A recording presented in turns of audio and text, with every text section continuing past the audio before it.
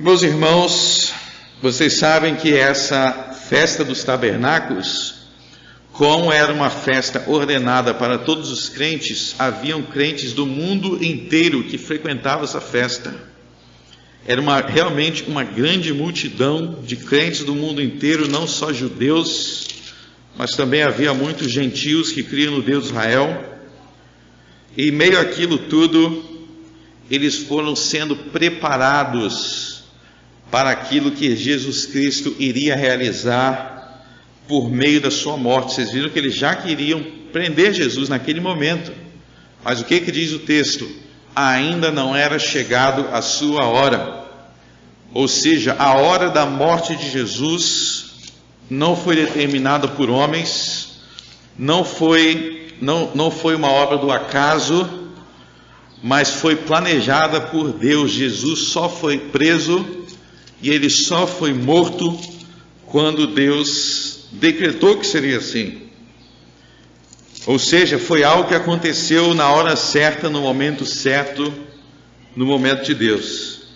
E agora nós vamos continuar nossa série, Os Últimos Dias de Jesus, e nós vamos hoje falar sobre outro aspecto da crucificação de Jesus, em que novamente aconteceu algo no momento certo, na hora certa, no momento determinado por Deus. Lucas capítulo 23, versos 33 ao 46. E quando chegaram ao lugar chamado a Caveira, ali o crucificaram, e aos malfeitores, um à direita e outro à esquerda. E dizia Jesus: Pai, perdoa-lhes, porque não sabem o que fazem. E repartindo as suas vestes, lançaram sorte. E o povo estava olhando, e também os príncipes zombavam dele, dizendo: Aos outros salvou, salve-se a si mesmo. E este é o Cristo, se este é o Cristo, o escolhido de Deus. E também os soldados o escarneciam, chegando-se a ele e apresentando-lhe vinagre, e dizendo: Se tu és o rei dos judeus, salva-te a ti mesmo. E também por cima dele estava um título escrito em letras gregas, romanas e hebraicas: Este é o rei dos judeus. E um dos malfeitores que estavam pendurados blasfemava dele, dizendo: Se tu és o Cristo, salva-te a ti mesmo e a nós. Respondendo, porém, o outro repreendia-o, dizendo: Tu nem ainda temes a Deus, estando na mesma condenação? E nós, na verdade, com justiça, porque recebemos o que os nossos feitos mereciam, mas este nenhum mal fez. E disse a Jesus: Senhor, lembra-te de mim quando vieres em teu reino. Disse-lhe Jesus: Em verdade te digo que hoje estarás comigo no paraíso. E era quase a hora sexta, e houve trevas em toda a terra até a hora nona, escurecendo-se o sol, e rasgou-se ao meio o véu do templo. E clamando Jesus com grande voz, disse: Pai, nas tuas mãos entrego o meu espírito. E havendo dito isto, expirou. Até aí. Amém. Meus irmãos, nós vemos aqui nessa passagem a grande quantidade de humilhações que o nosso Senhor Jesus Cristo, nosso Salvador, passou naquela cruz. Nós vemos aqui o que é indicado no verso 33, e quando chegou ao lugar chamado a Caveira, ali o crucificaram, e aos malfeitores. Então nós vemos que o Senhor Jesus, uma das humilhações dele, era o fato de que ele foi crucificado em meio a bandidos, em meio a criminosos, em meio a malfeitores. Ou seja, aquele que era o santo, aquele que era o imaculado, aquele que era o Verbo eterno, quando ele se fez carne, ele foi tratado como se ele fosse simplesmente mais um bandido em meio aos malfeitores. E nisso nós sabemos que se cumpre maravilhosamente profecias lá do Velho Testamento que falam sobre a crucificação de Jesus. Nós temos diversas profecias que cumprem com exatidão isso que está escrito aqui. Muitas vezes nós cantamos aqui o Salmo 22, que conta vários detalhes da crucificação de Jesus. E aqui nós vemos o Senhor Jesus sendo tratado como um bandido, mas cumprindo-se a profecia que ele foi contado como um malfeitor. Ele foi contado como se fosse um bandido. Eu acho interessante aqui no verso 33 também observar que eles chegaram ao lugar chamado Caveira. Ao lugar chamado Caveira. Não sei se vocês sabem, mas não sei se já perceberam, mas todos os principais eventos e acontecimentos na Bíblia acontecem em cima de um monte. Todos os principais eventos e acontecimentos na Bíblia acontecem em cima do monte. Jardim do Éden era em cima de um monte. Ezequiel fala sobre isso. Ezequiel 28 fala que o Éden ficava em cima de um monte.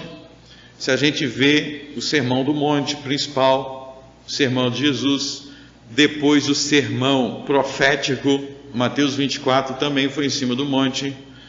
Quando Jesus se transfigurou em cima de um monte, quando Jesus deu a grande comissão, enviando os apóstolos para pregar entre as nações, foi em cima de um monte.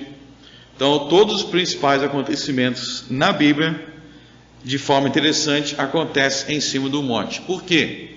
Será que eu tenho que então correr para o monte? Você não precisa correr para o monte. O monte tem um simbolismo na Bíblia, desde o Velho Testamento. O monte simboliza o céu.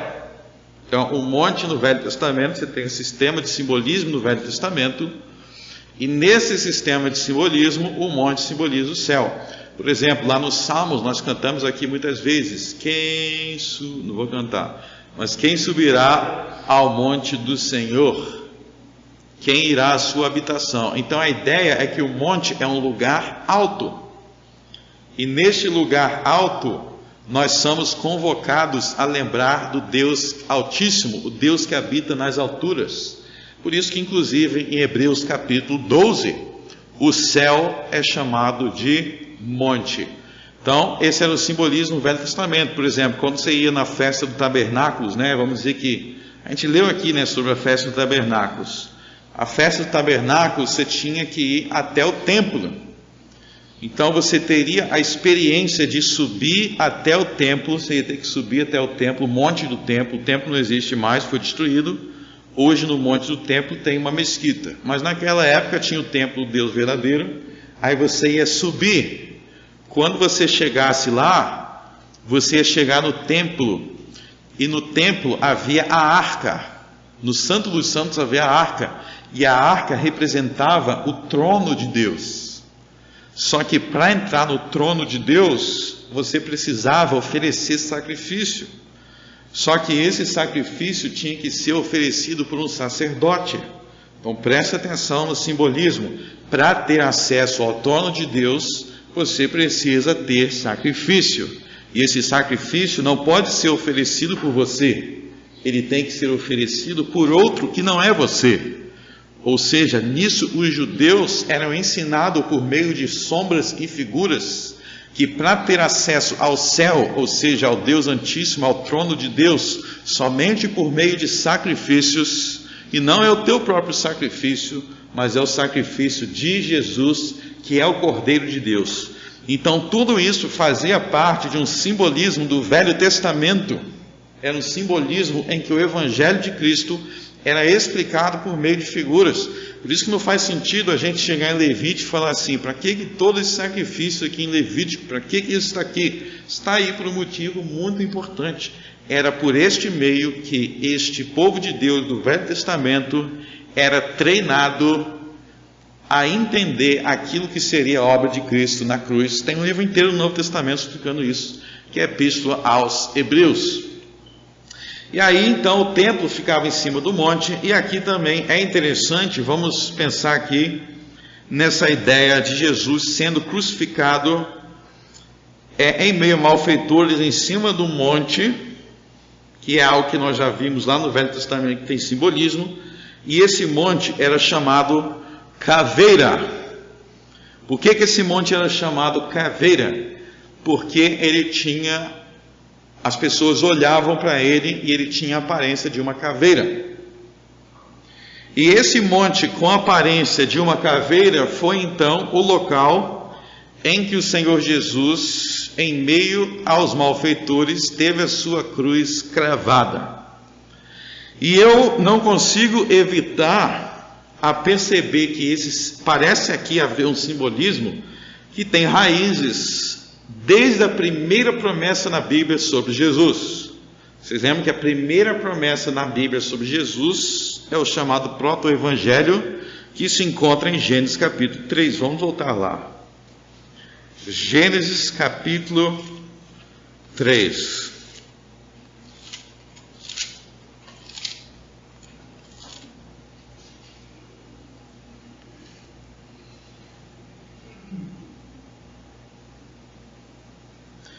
Gênesis capítulo 3, a primeira promessa evangélica.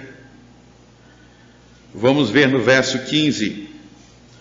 O Senhor diz para a serpente no verso 15: E porei inimizade entre ti e a mulher, entre a tua semente e a sua semente, esta te ferirá a cabeça, e tu lhe ferirás o calcanhar.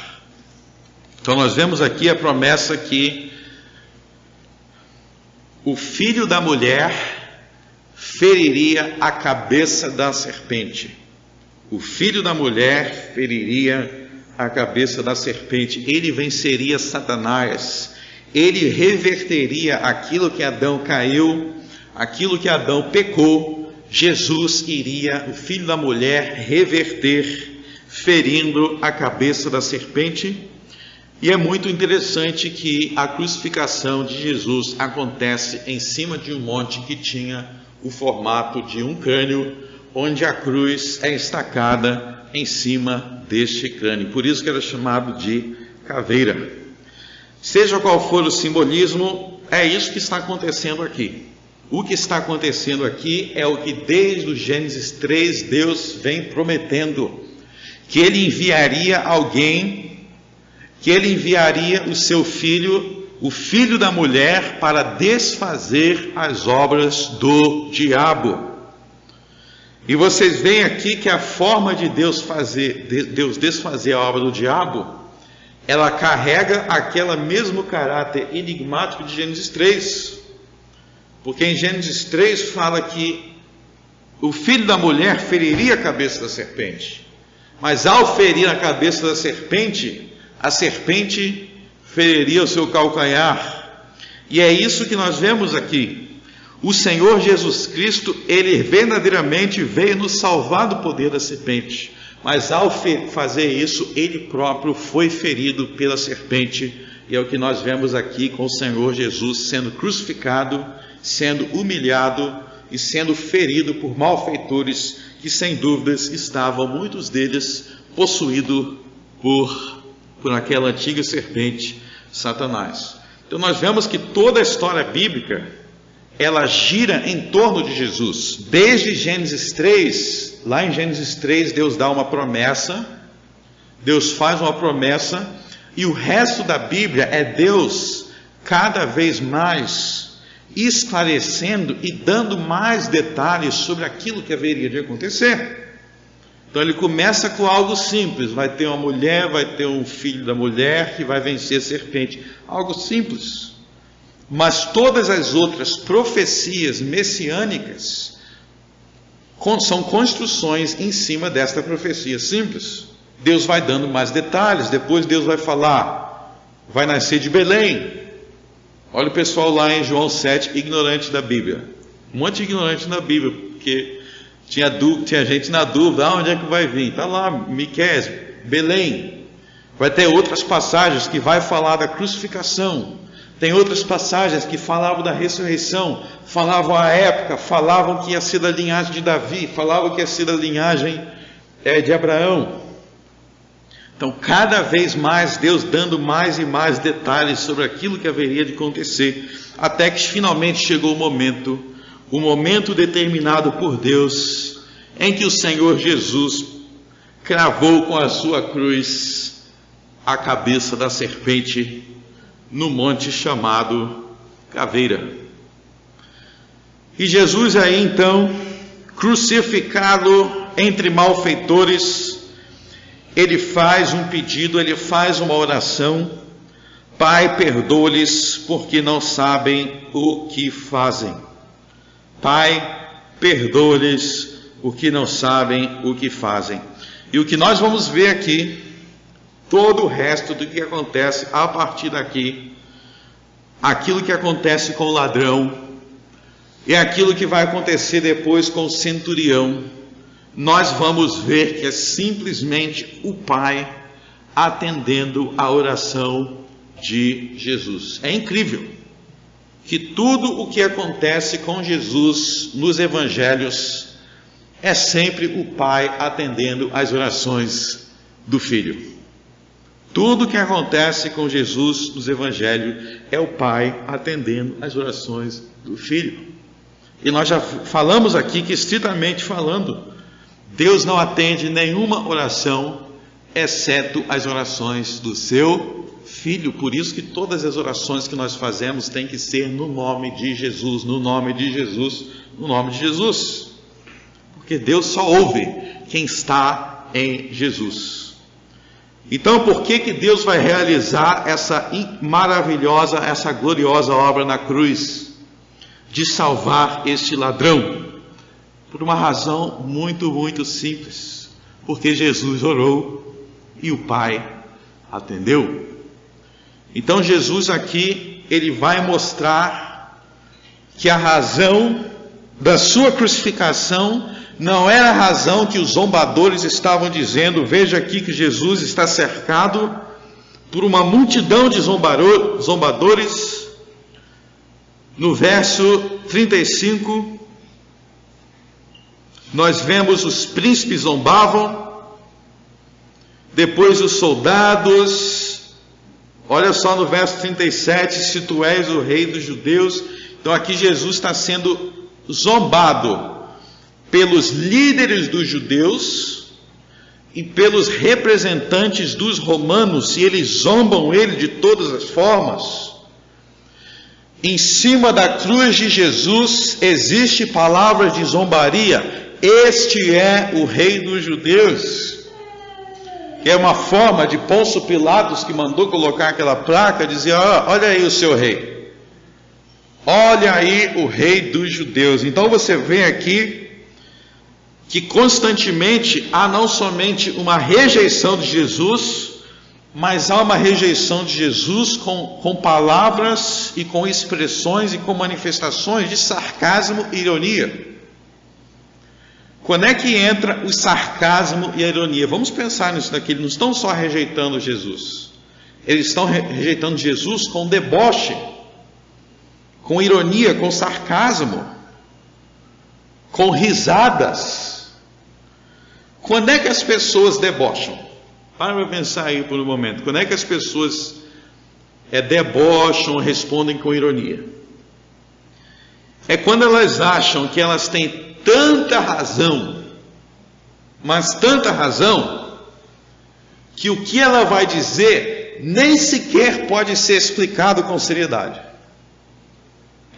Debocha isso. Pode reparar, quando é que uma pessoa debocha? É quando ela acha que ela está tão certo que ela nem consegue argumentar de forma séria. Porque se ela argumentar de forma séria, ela é como se ela estivesse aceitando que aquele assunto é sério. Ou seja, a ideia de deboche aqui é que eles estão tão convictos de si que isso não tem nada a ver, que eles até riem, que eles até debocham da ideia de que Jesus é real. Pode perceber, pessoas que são muito debochadas, ou que fazem um comentário debochado, é porque ela se vê com muita, muita razão, de tal forma que não precisa nem explicar. É até irônico ter que explicar. É isso que eles estão fazendo com Jesus. Por exemplo, quando Pilatos manda colocar aqui no verso 38, este é o rei dos judeus, isso é um deboche. Para dizer assim, o verdadeiro rei é César. Se vocês judeus vão querer ter um rei, o que acontece com o rei de vocês aqui? Morre crucificado. São palavras de deboche para indicar o crime de Jesus, né? Ele está indicando por que Jesus foi morto. Né? Ele condenou Jesus por usurpação do governo político, mas de forma debochada. Este é o rei dos judeus. E nós vamos ver, inclusive, não só aqui no verso 37, se tu és o rei dos judeus, salva-te a ti mesmo. No verso 35, aos outros salvou, e a si mesmo, aos outros salvou. O que eles querem dizer com isso? Você vê que estão enfatizando salvação, essa palavra. Porque Jesus, em suas pregações, falava muito sobre salvação. Quem crê em mim será salvo. Crê em mim para ser salvo. Eles estão debochando dos sermões de Jesus. Eles estão zombando da palavra de Jesus. Ué, esse aí não era o Salvador? Não é o que dizia que quem crê nele vai ser salvo? E debochando, inclusive, dos milagres de Jesus. Jesus diz, a tua fé te salvou.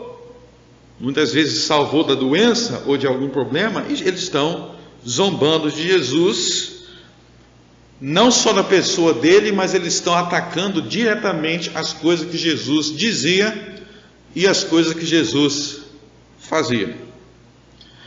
Jesus foi zombado aqui não somente dos príncipes, não somente dos soldados romanos, mas nós vamos ver no verso 39 que ele foi zombado, inclusive, por um dos malfeitores que estavam pendurados, blasfemava deles, se tu és o Cristo, salva-te a ti mesmo e a nós.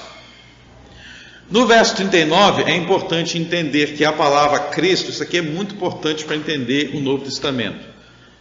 A palavra Cristo não era o nome de Jesus. Tá? A palavra Cristo não é um nome, a palavra Cristo é um título.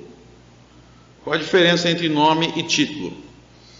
Quando a gente fala assim, o presidente Bolsonaro. Presidente Bolsonaro. Bolsonaro é o nome dele. Presidente é o ofício, o cargo que ele ocupa.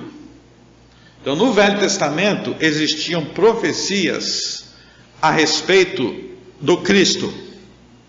Então, no Velho Testamento, a palavra Cristo, que no hebraico é Messias, era utilizada para falar sobre aquele que Deus enviaria, que eles ainda não sabiam o nome.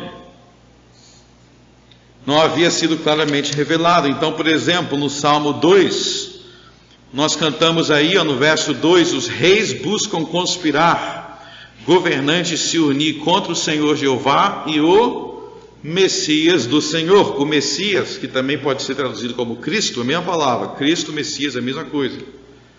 Ele está sendo anunciado aí, o Messias, o Cristo. Então, quando vocês leem nos evangelhos, as pessoas falando, será que este é o Cristo? Eles estão remetendo às profecias do Velho Testamento, eles estão dizendo, será que este é aquele sobre o qual os profetas falaram? Lá em Isaías, lá em Daniel. Por exemplo, Daniel 9 fala que o Cristo, o Messias, seria morto depois de um determinado número de anos. Então, é isso que no verso 39, um dos ladrões está falando. Ele está falando, se tu és o Cristo, ou seja, se você realmente é aquele que a Bíblia prometia que haveria de vir, então prova que você é o Cristo, saindo dessa cruz, salvando a si mesmo e salva a gente também. Prova que você é Ele. Então veja aqui, vamos resumir agora, que todas as zombarias aqui que o Senhor Jesus está experimentando, elas têm um elemento em comum. O elemento em comum é o que Paulo, em 1 Coríntios 1, chama de escândalo da cruz. O que em 1 Coríntios 1 Paulo chama de escândalo da cruz? Basicamente, ele fala: os judeus pedem sabedoria, quer dizer, os gregos pedem sabedoria. Vamos abrir lá para ver no contexto. 1 Coríntios 1.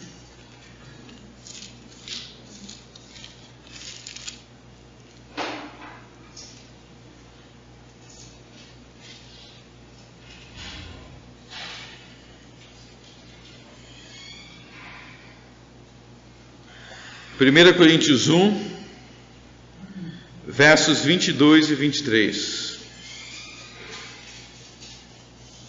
Vamos até o 24. Porque os judeus pedem sinal, e os gregos buscam sabedoria. Sabedoria aí é filosofia. Mas nós pregamos a Cristo crucificado, que é escândalo para os judeus e loucura para os gregos. Mas para os que são chamados, tanto judeus como gregos, lhes pregamos a Cristo o poder de Deus e a sabedoria de Deus. Então, por que a crucificação aí, o Cristo crucificado, por que isso é considerado como escândalo para os judeus? Veja que é chamado de escândalo. A palavra escândalo significa pedra de tropeço. É aquilo que, por ser daquela forma, te impede de alcançar o que precisa ser alcançado. Escândalo significa no grego pedra de tropeço.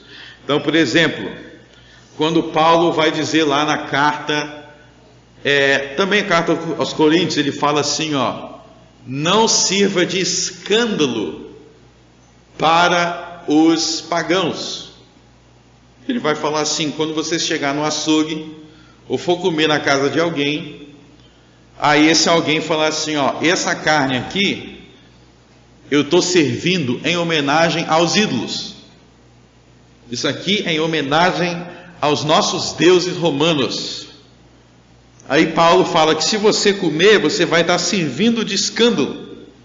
Por que servindo de escândalo? Em que sentido? Porque ele vai pensar que você também adora aquele Deus, que ele está te falando, que ele está fazendo em homenagem ao Deus romano dele. Se você participar da festa, qual mensagem que você está mandando? Que você, como cristão, também honra aquele Deus. Aí Paulo diz que isso seria um escândalo. Em que sentido escândalo? Seria um fator que impediria ele de se converter. Porque na cabeça dele, não, eu já adoro o Deus mesmo que dele, nós adoramos os mesmos deuses, não precisa se converter. Então, escândalo na Bíblia é qualquer coisa que dificulta o outro de se achegar à verdade. É uma coisa que dificulta alguém de se achegar à verdade. Então, escândalo na Bíblia não é simplesmente quando alguém toma um susto. Por exemplo, tem igrejas que o homem, não me pergunte por quê, tá? Mas tem igrejas que o homem não pode usar bermuda. Alguém fala assim, vai escandalizar alguém. Na melhor das hipóteses, eu vou me escandalizar com a sua perna branca. De repente precisa pegar um sol. Me assustei. Mas escândalo não é isso, não é só você achar estranho. Escândalo é quando aquilo impede alguém de chegar na verdade. Está atrapalhando, está impedindo, isso é escândalo. E existe o escândalo que é por culpa nossa. Muitas vezes a gente faz alguma coisa que atrapalha alguém, aí é culpa. Mas em que sentido então a própria cruz de Cristo poderia ser um escândalo para os judeus? Em que sentido? O sentido de Paulo é que os judeus, por ignorância a respeito da Bíblia, Jesus vai falar sobre isso na ressurreição, por ignorância a respeito da Bíblia, por falta de entendimento, por falta de estudo bíblico, eles tinham criado na cabeça deles uma concepção sobre o Messias, uma concepção sobre o Cristo, que não incluía a crucificação. Então eles tinham formulado uma ideia sobre o Messias prometido que não sofreria nada. Ele simplesmente chegaria e começaria a reinar e lutaria por Israel e acabou. Não passava pela concepção dele que o Messias teria que morrer, ser humilhado e ser crucificado. Por isso, ao ser crucificado, havia um escândalo, o escândalo da cruz. Ou seja, é a dificuldade de entender a crucificação fazia com que eles não conseguissem aceitar que aquele era o Messias. Não por culpa do próprio Jesus, mas por culpa do povo que não estudava a Bíblia e dos sacerdotes que não se preocupavam em ensiná-la. Foi criada uma falsa concepção de como o Messias seria. Então, se vocês observarem o que tem em comum aqui em todas as zombarias, é que as zombarias contra Jesus, elas partem do pressuposto de que você vê que todos eles estão questionando que o Messias não pode estar sendo assim. Pode ver que toda zombaria aqui tem em comum questionar que Jesus não pode ser o Messias porque ele está sendo crucificado. É isso o que tudo isso aqui tem em comum.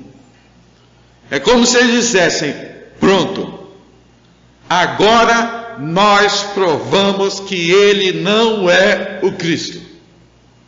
Mas provou como?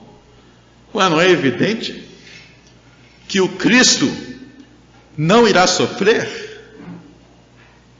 Que o Cristo, se ele fosse o Cristo, não poderia estar sendo morto. Que grande engano! O que a ignorância sobre a Escritura não faz? Na verdade, era exatamente isso que a Escritura dizia, que convinha que o Cristo fosse morrer. É o que está lá em Daniel 9, é o que está lá em Isaías 53 e diversas outras passagens.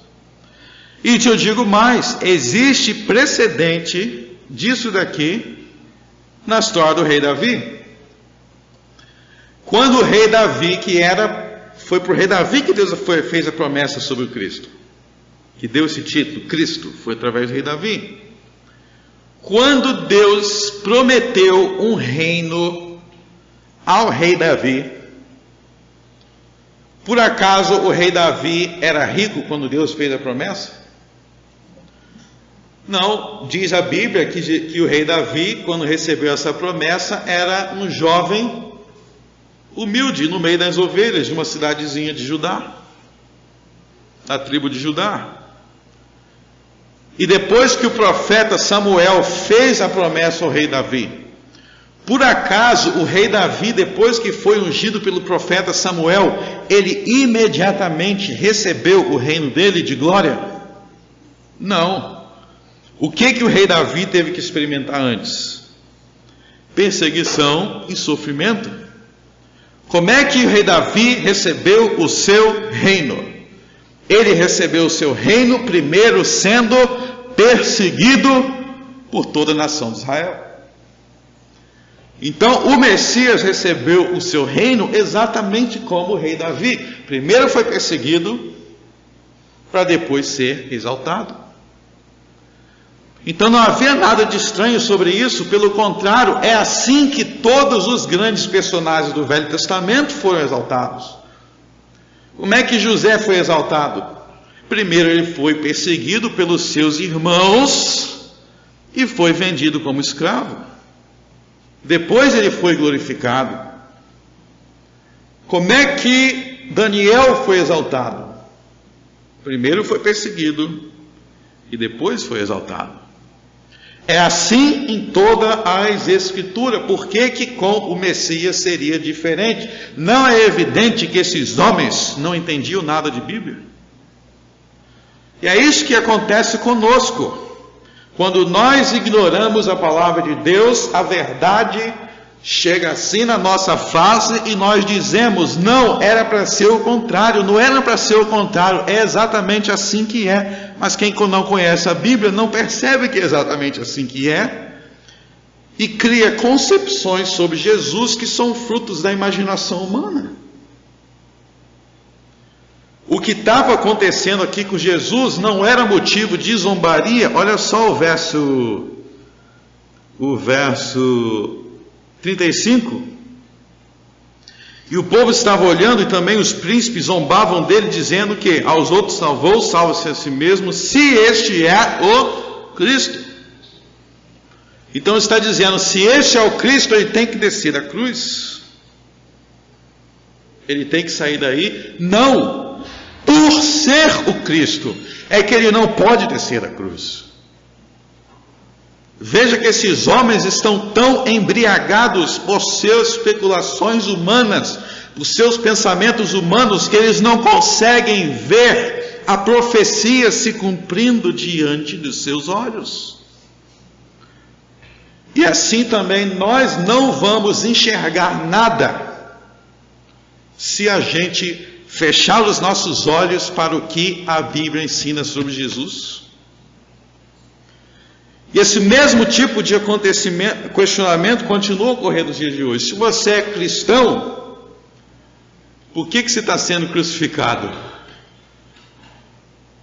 Por que você está passando por isso? Na verdade é o contrário. Quem é cristão toma a tua cruz e segue-me. Não é prova de que não é cristão, é prova de que é. Porque cristão é assim, ele tem que tomar a sua cruz. Mas em meio a toda essa zombaria, em resposta à oração de Jesus, vai existir um homem que de maneira maravilhosa, de maneira impressionante, ele vai entender tudo que eu acabei de explicar. Pendurado naquela cruz vai ter um homem que ele vai entender, contrário à multidão, contrário aos sacerdotes, contrário aos soldados, contrário ao outro malfeitor que também zombou de Jesus, que disse, se tu és o Cristo, nos salve. Vai ter um ladrão que ele vai chegar à conclusão correta. E para ele a cruz não é um escândalo, porque ele vai confessar a sua fé, entendendo que Jesus é o Messias. E nós vemos aí no verso 39, um dos malfeitores que estavam pendurados blasfemava dele, dizendo, se tu és o Cristo, salva-te a ti mesmo e a nós. Respondendo, porém, o outro, quer dizer, o outro malfeitor, o outro bandido, repreendiu, dizendo, tu nem ainda temes a Deus, estando na mesma condenação. Então tem três aí sendo crucificados, no meio está Jesus, aí tem um bandido de um lado, um bandido de outro sendo crucificado, e um dos bandidos está seguindo a maré. Um dos bandidos está seguindo a maré. Está todo mundo zombando, eu vou zombar, vou questionar também. Ele não é o Cristo porque ele está aqui. Se ele fosse, ele saía daqui e nos levava junto. Olha só que concepção de Cristo. Que o Cristo precisa descer da cruz e salvar os bandidos de ser crucificado. Um Cristo que não tem consequência para os atos. E o outro bandido vira para ele no verso 40 e basicamente diz, para de falar bobagem, tu nem ainda temes a Deus, estando tu na mesma condenação. Ou seja, você está prestes a morrer, e nem neste momento que você está prestes a morrer, você consegue demonstrar temor a Deus. Olha só que impressionante, um criminoso sendo repreendido por outro. Mas ele não para por aí. No verso 41, E nós, na verdade, com justiça, porque recebemos o que os nossos feitos mereciam. Veja aí qual é a primeira parte da sua confissão. Os evangelhos dizem que o Senhor Jesus, quando ele pregava, arrependei-vos e crede no evangelho.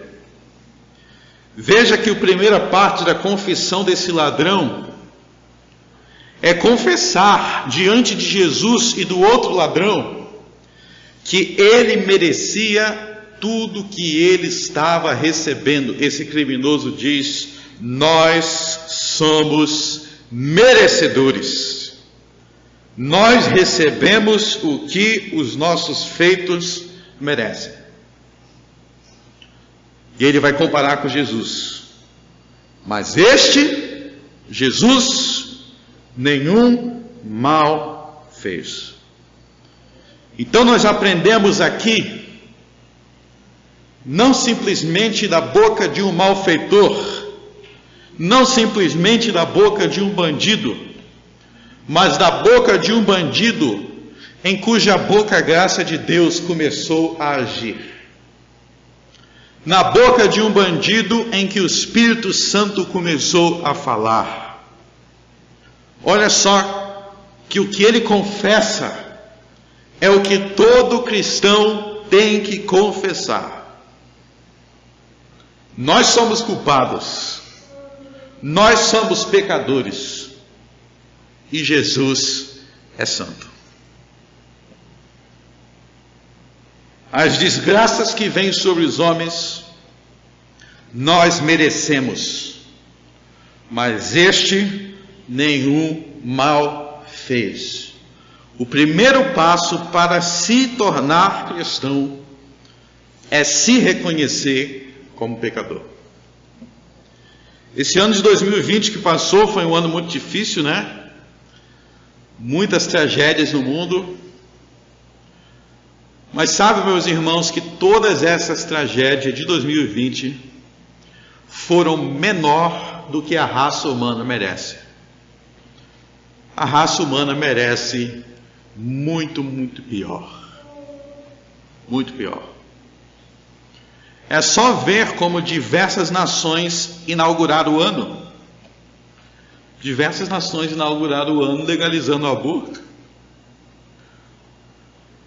E a gente se pergunta, será que nem diante dessas desgraças eles temem a Deus?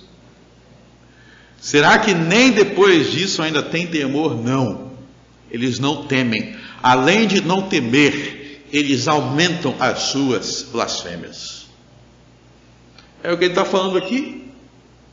Então, olha só que verdade atual. O primeiro passo para ser cristão é aceitar, reconhecer que nós merecemos o castigo de Deus.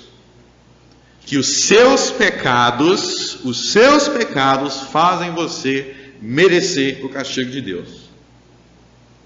Isso é o que você merece. Se Deus fosse aplicar a rígida regra da justiça, é o que você merece. Nós não merecemos a graça. A graça é, por definição, algo que não foi merecido. Esse é o primeiro passo para ser cristão. Por isso que não adianta orar. Quando vocês forem orar confessando seus pecados a Deus, não ore dando desculpa. Não ore tentando diminuir. Ore como esse ladrão, esse bandido, esse criminoso. Recebemos os que os nossos feitos mereciam.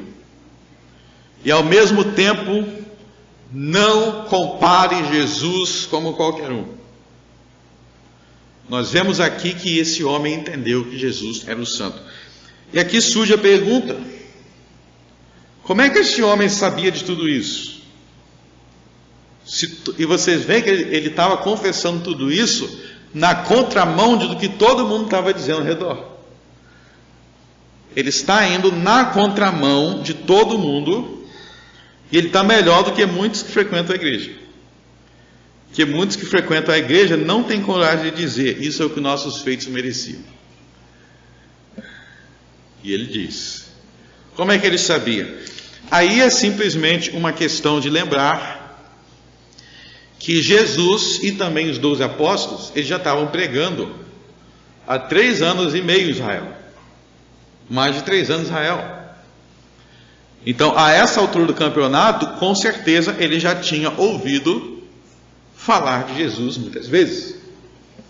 Então não pense que ele está conhecendo aqui Jesus na hora, né? Isso aqui é uma conclusão, mas com certeza, como o resto dos evangelhos mostra, Jesus, e também ele enviou os 12 apóstolos, Mateus 10, já tinham pregado por todo Israel.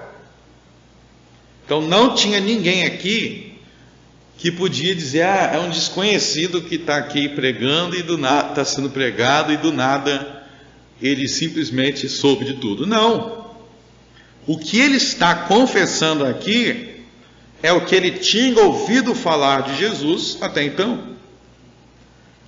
Ou seja, ele se opõe aos líderes de Israel, ele se opõe aos soldados romanos, e ele se opõe à visão errônea que eles tinham sobre o Cristo, e ele confessa o Cristo conforme o próprio Jesus tinha confessado.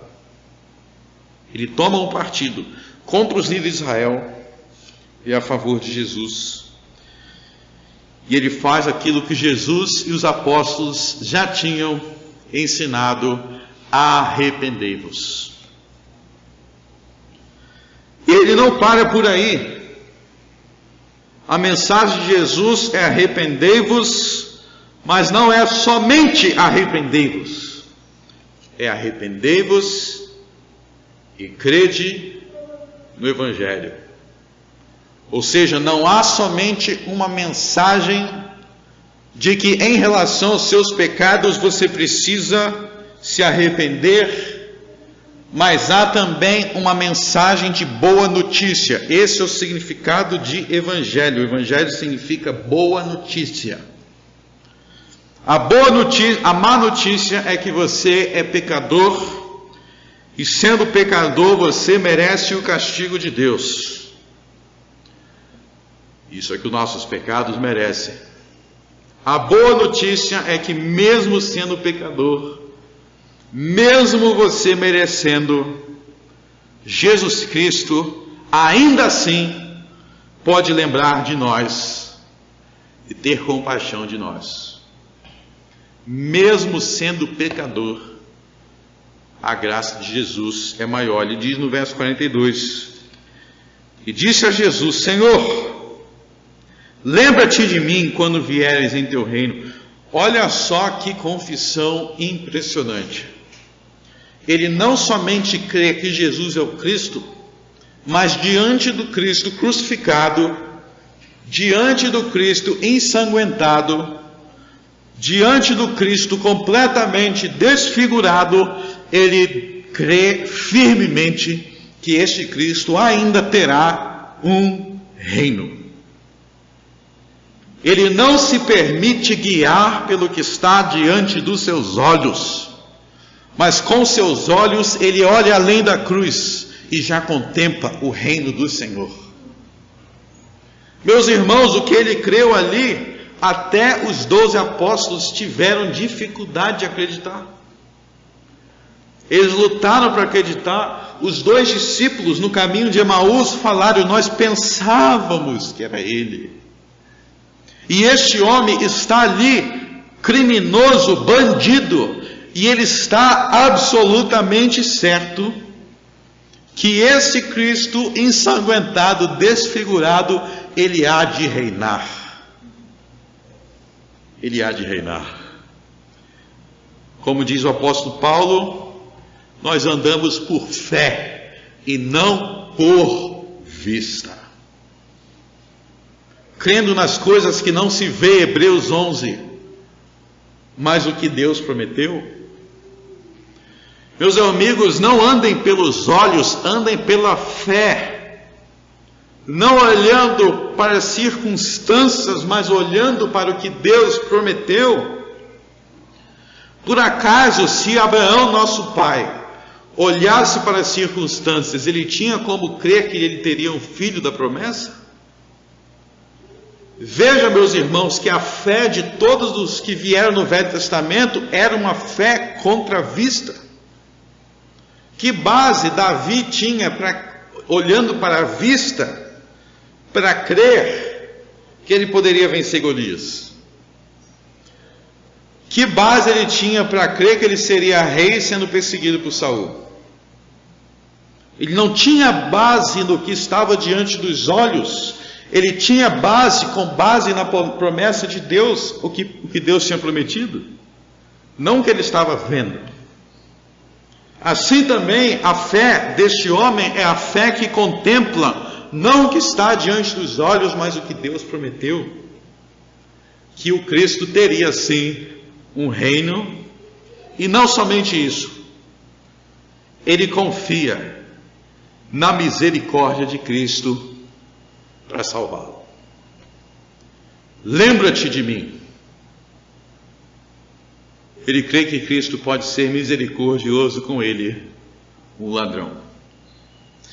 E aqui entra um questionamento que muitos fazem.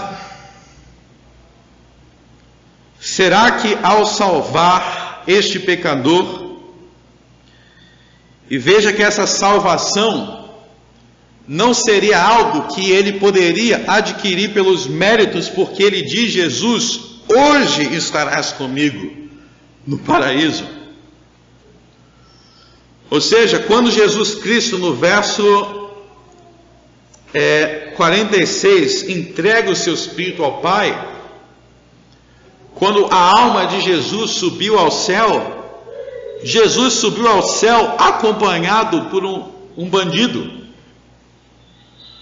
Olha só que coisa impressionante, Jesus foi recebido no céu acompanhado por um bandido, como um símbolo, um sinal de que a sua obra foi realmente realizada e que os seus méritos eram infinitos. E aí que muitos perguntam: será então que essa passagem não diminui a gravidade do crime? Será que essa passagem não torna o pecado algo que não é tão grave assim? Muitos se perguntam isso. Que nós lemos no Evangelho que Jesus salvou os adúlteros. Então será que o adultério não é tão grave? Jesus salvou as meretrizes. Será que a prostituição não é tão grave? Jesus salvou o ladrão. Será que Deus é ministro do pecado? De maneira nenhuma, meu irmão. O ponto da passagem não é que o pecado dele era pequeno, mas é que os méritos de Cristo são muito, muito grandes, a ponto de passar por pecados grandes. Nunca pense, meus irmãos, que Deus ser perdoador quer dizer que nós temos autorização de diminuir o tamanho do pecado. Pelo contrário, reflita comigo, meus irmãos. Se eu estiver aqui caminhando na igreja, e aí sem querer eu pisei no pé de alguém, ou pisei no seu pé. Aí depois de pisar no seu pé, você passa 2 anos com raiva de mim, eu tento te ligar, você não me atende, até que depois de 2 anos você finalmente fala: eu vou te perdoar por aquele dia que você pisou no meu pé.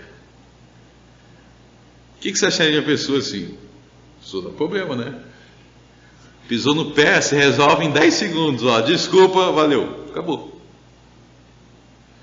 Se uma pessoa fica 2 anos remoendo, o que isso diz sobre aquilo? Que é pequeno ou que é grande? Então, vamos pensar aqui. Se os nossos pecados fossem pequenos, necessitaria Jesus passar por tudo isso? Se os nossos pecados fossem pequenos, isso daqui seria como alguém magoado 2 anos por ter pisado no pé. O fato de que Jesus ter passado por tudo isso daqui então seu pecado é muito grande, porque custou a vida do Filho de Deus. Quando a reconciliação, o perdão é demorado e é difícil, é porque o pecado foi grande. É assim com os seres humanos. Então, se eu falar assim, você está chateado com a pessoa há 2 anos. Ah, é? Eu vou entender que aconteceu algo grave. Se não fosse grave, não estaria nem todo esse tempo.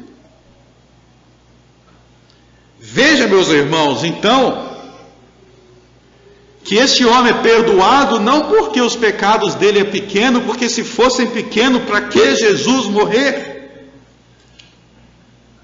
A maior prova de que os nossos pecados não são pequenos é que custou o sofrimento do inocente Filho de Deus. Se fossem pequenos, para que tudo isso? É sim, para que tudo isso? Não é assim que a gente fala com as pessoas quando elas criam um caso desproporcional? A pessoa que cria toda uma confusão por algo pequeno, te pergunta, para que tudo isso? Era algo pequeno. E eu pergunto sobre Jesus, por que tudo isso? Porque não era pequeno. Era muito grave. Veja então, meus irmãos, a maneira correta de se refugiar na graça de Deus. A maneira correta de se refugiar na graça de Deus é exaltando os méritos de Jesus e nunca diminuindo os nossos pecados. É porque o mérito do sangue de Jesus é infinito, não porque os nossos pecados são pequenos. Como disse o apóstolo Paulo, Paulo, se considerava o principal dos pecadores. 1 Timóteo capítulo 1. Paulo não diz, Deus me perdoou porque o que eu fazia não era nada. Mas é porque Jesus é muito gracioso. Por isso que fazem um grande desserviço à igreja, quando as pessoas, na ânsia de supostamente alcançar pecadores, vão diminuindo a seriedade das coisas. Tem igreja que, para atrair as pessoas, diminui a seriedade das coisas. E acha que ao diminuir, está facilitando. Não está facilitando, está dificultando. Se eu falar para você que idolatria, que mentira, que adultério, que desonrar os pais, que não amar o cônjuge, se eu falar para você que não é grave, eu estou atrapalhando você vir até Jesus. Porque para vir até Jesus, você tem que confessar que é grave. E falar, foi grave. Porque a gente acha que se a gente não diminuir, não vai ter perdão. A gente acha que se a gente não diminuir a gravidade, não vai ter perdão. A boa nova é que tem perdão, mesmo sendo grave. E é quando você diminuir que é aí que não tem. Porque se você disser, eu tenho que tratar como menos grave, para que eu possa ser perdoado, você está diminuindo a graça de Deus. Ah, se eu tenho que dar uma diminuída aqui, senão não vou ter perdão. Quem disse que Deus só perdoa pecado pequeno? Veja, meus irmãos, então, que o homem é justificado pela fé somente, e não pelas obras da lei. Este homem teve tempo de provar que ele era um justo, de fazer alguma coisa para mostrar que ele tinha méritos. Se ele tivesse vivido mais tempo, certamente ele viveria uma vida de santificação, de obediência a Deus. Mas o ponto não é se devemos viver uma vida de santificação, de obediência a Deus. Todos os que confessam a Deus em verdade são santificados. O ponto é, qual é a base para sermos salvos? E a base para sermos salvos não é outra coisa senão os méritos de Cristo imputados à nossa conta. Nós devemos obedecer a Deus, mas não para sermos salvos. A obediência não é o meio de ser salvo, mas é o seu resultado. Quem é salvo obedece, não é quem obedece é salvo. Quem é perdoado, perdoa. Quem é amado, ama. Não é eu amo a Deus para Deus me amar. É eu amo a Deus porque Deus me amou. Por isso, esse homem entrou naquele mesmo dia. Esse bandido, esse criminoso entrou naquele mesmo dia em sua alma no paraíso. E ele não tinha nenhuma outra razão para dizer por que ele estava lá, exceto o sangue de Jesus. Por que você está aqui? Nada exceto o sangue. Nada exceto o sangue de Jesus. E eu digo para vocês, ninguém aqui entrará no paraíso, exceto pelos méritos de Cristo somente. Não tem nada a acrescentar aos méritos de Cristo.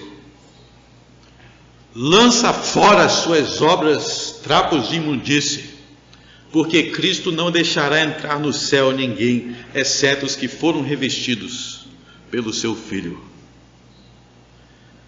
Esse homem aqui, meus irmãos, não é exceção. Esse homem aqui é a regra. Essa é a única maneira de entrar no paraíso. Não tem nenhum outro. Não tem nenhum outro. Eu vi esses dias aí o pessoal falando assim, ele é exceção. Exceção do quê? Ele é a regra. Ele está ensinando qual é a única maneira de entrar no paraíso. E se algum dia você se sentir tentado a achar, se Jesus foi misericordioso com ele, certamente ele será com todos.